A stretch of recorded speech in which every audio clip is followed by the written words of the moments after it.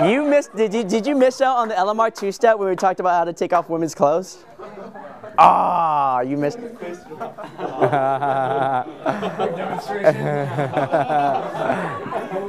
Oh. That's something I would say. I would say catch us on Facebook or email us about it, just because we've kind of gone through it with everybody else. Yeah. I mean, though, it is like pull the trigger, kind of. If she doesn't want you to do that, she'll tell you. Okay. All right. So. Yeah, just pull the trigger. Like. Pull the trigger. It's hot in here. Oh shit. Right, say you're telling a girl and it's like the end of the night, but like you can't get with her, but you still see there's like chemistry and stuff, but you're not gonna go home with her. How would you end the conversation or the night, but still like get her number or whatever? You wanna take that? I always say get your number. So first most important concept is that getting a number isn't the end result. We're not going in to get numbers, right? We want to get a number because like we're having a great time with a girl and we want to see her again. And we know pretty well that happens fairly early. In our minds, we go, wow, this girl's cool. I would like to spend more time with her. When you have that thought, you go, hey, listen, give me your number. I want to see you again. This would be a lot of fun.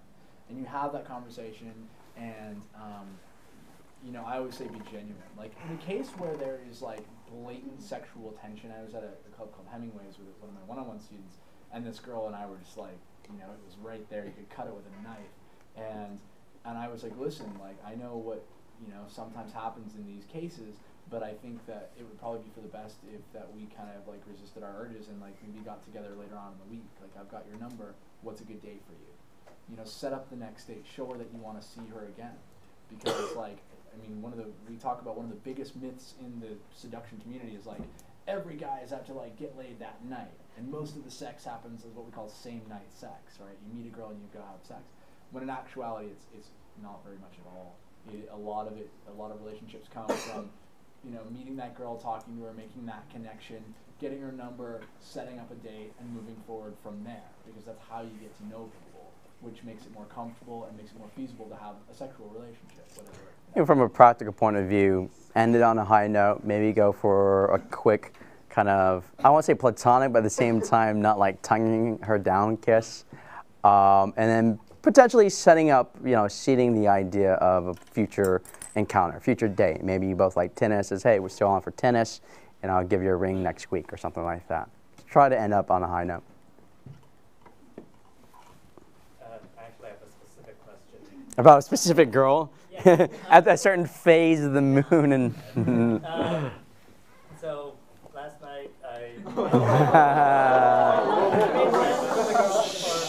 for a coffee, I got her number. I ended up losing it today, but I have her on Facebook, and she lives in my dorm. What? Any advice? Facebook King. Yeah. So you set up a date for coffee? Yeah. But you lost her number? Yeah. When is your date? We didn't make that. It was supposed to be. Okay. Yeah, just here's the thing: is like don't get caught up into dating advice.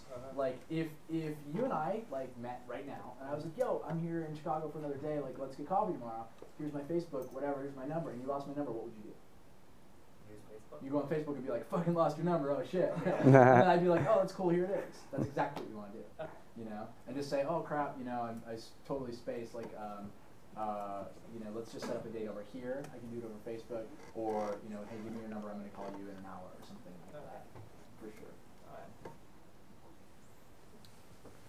All right. So say some of us are like late bloomers. Yeah.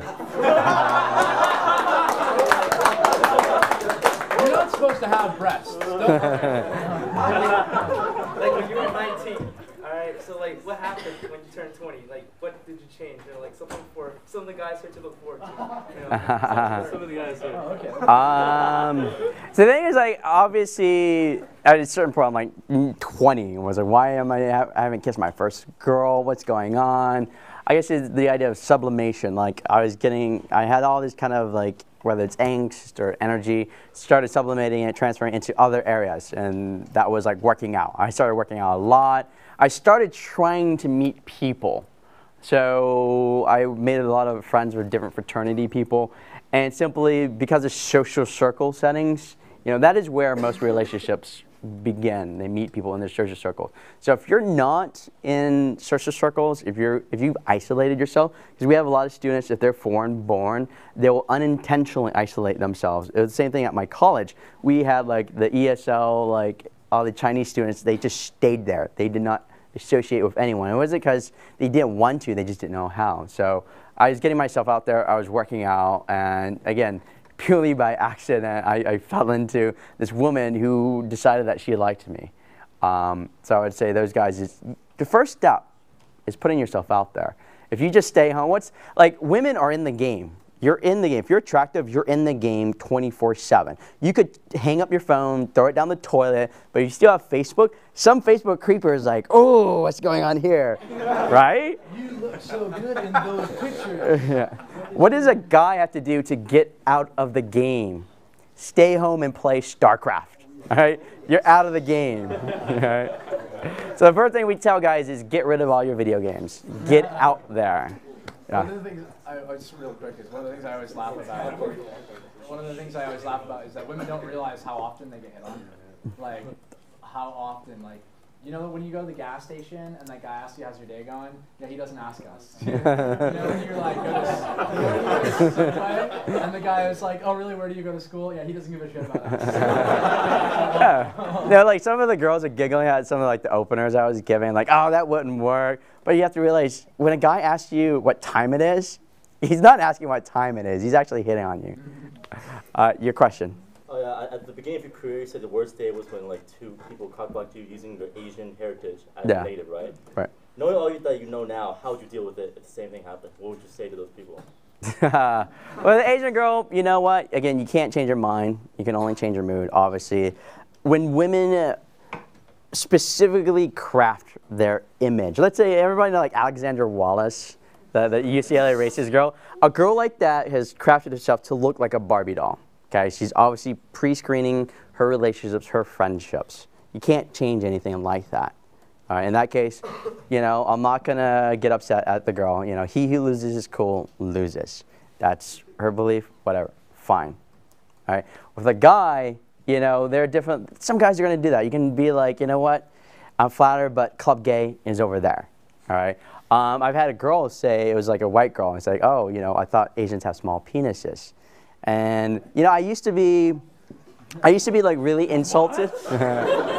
Every girl should be like after that. Small penises. I've never heard of that.